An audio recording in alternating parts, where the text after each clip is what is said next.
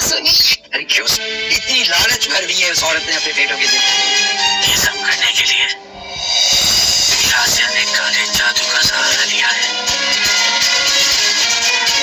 اگر آگے سمجھ رہی ہیں. السلام علیکم، welcome to my YouTube channel. اب تیمور اور فلک کو چوروں نے بھی لوٹ لیا، مگر تیمور کو یہ پتہ چل گیا کہ اس کی زندگی خراب کرنے والی اس کی بھابھی ہے، اور فلک نے اسے بہت سمجھایا کہ تمہاری بھابھی یہ سب کچھ کر رہی ہے، مگر اس کے آنکھوں پر تو اپنی ماں جیسی بھابھی کی پٹی بندھی ہوئی، پیار کی پٹی بندھی ہوئی تھی، مگر اسے یہ سمجھ نہیں آ رہا تھا. مگر فلک اور تیمور کی زندگی میں جو کچھ ہوا وہ اس کی بھابھی کا ہی ہے، اور سونیا نے بھی کنزا سے پورا بدلہ لے لیا، اور اس نے اسے ذلیل بھی کیا اور اس کو اس کی اوقات بھی یاد دلائی. سہیل کو بھی دھوکہ دیا اور اس سے دولت بھی ہتھیا لی. اب کنزا نئی چال چل رہی ہے اور وہ چاہتی ہے کہ کسی بھی طرح سے جائیداد کو تقسیم کر دیا جائے تاکہ جو میری دولت ہے وہ مجھے مل جائے اور میری حکمرانی اسی طرح رہے. مگر اس نے اپنے شوہر کو بھی کھو دے گی اور اپنی عزت بھی کھو دے گی، اور اسے تب احساس ہوگا کہ اس نے جو کچھ کیا وہ سب کچھ اس کے سامنے آئے گا. تب اسے اپنے بھائی جیسے تیمور دیور کی بھی قدر کا پتہ چلے گا. مگر فلک اسے کسی بھی طرح قیمت پر معاف نہیں کرے گی کیونکہ اس نے اس کے بچے کی بھی جان لی ہے. اور سونیا اب نئی چال چلنے کے لیے تیار بیٹھی ہے، اور وہ اب عاصم کو